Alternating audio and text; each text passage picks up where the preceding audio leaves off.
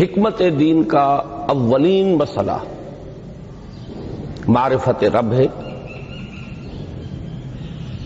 اسی کو ہم ایمان باللہ کہتے ہیں. اللہ کو پہچاننا اور ماننا. محض ماننا جو کہ صرف اس وجہ سے بھی ہو جاتا ہے کہ کوئی شخص مسلمانوں کے گھر میں پیدا ہو گیا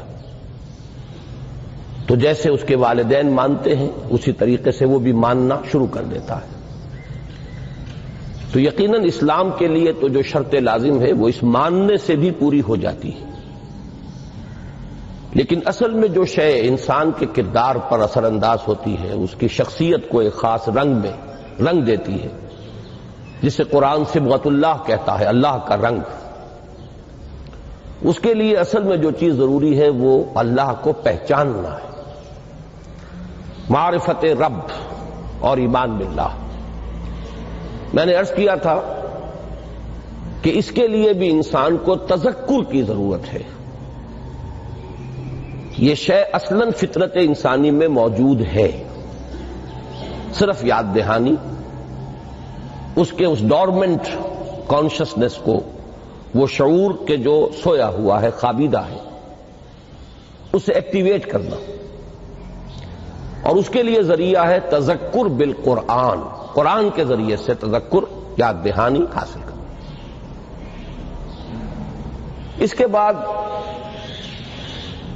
انسان کا دوسرا مسئلہ اور حکمت قرآنی کا اور حکمت دین کا دوسرا مرحلہ، اسے میں نے 3 حصوں میں تقسیم کیا تھا.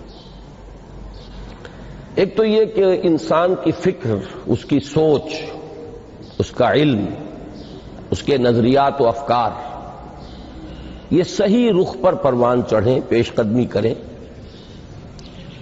اس کے لیے بھی ضروری ہے کہ فکر کے ساتھ ذکر موجود رہے، ورنہ یکرخی اس میں آ جائے گی، کجی آ جائے گی. مولانا روم اور علامہ اقبال کے اشعار کے حوالے سے میں اسے مزید واضح کر چکا ہوں. این قدر گفتیں باقی فکر کن، فکر اگر جامد بوت روح ذکر کن.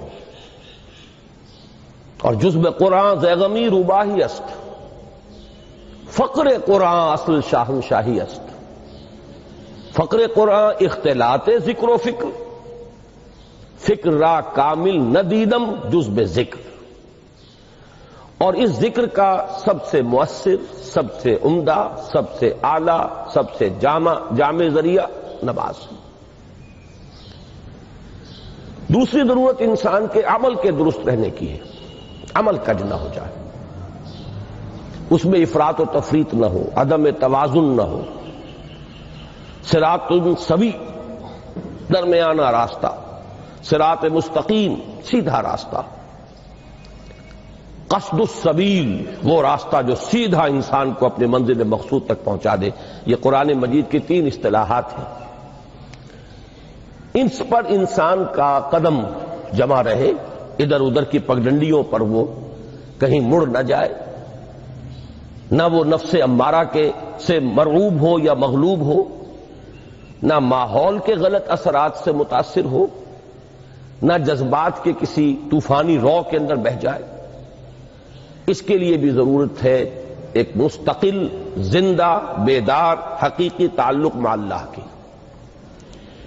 اس تعلق مع اللہ کا بھی سب سے بڑا ذریعہ، سب سے اعلی وسیلہ یہ نماز ہے. تیسری چیز میں نے عرض کی تھی جو ان سب کا مقصود ہے.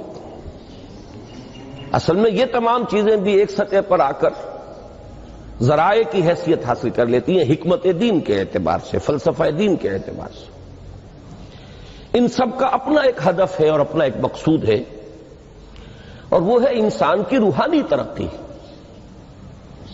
جس کے لیے تعبیر میں نے کل کی تھی اس اصطلاح کے حوالے سے جو حدیث نبوی میں آئی ہے، یتقرب الی عبدی بالنوافل وبالفرائض. تقرب الی اللہ، اللہ سے قریب ہوتے چلے جانا. اور یہ کوئی مادی قرب کا مسئلہ نہیں ہے، کوئی زمانی یا مکانی فصل ہمارے اور اللہ کے مابین موجود نہیں ہے. ہوا معکم اینما کنتم،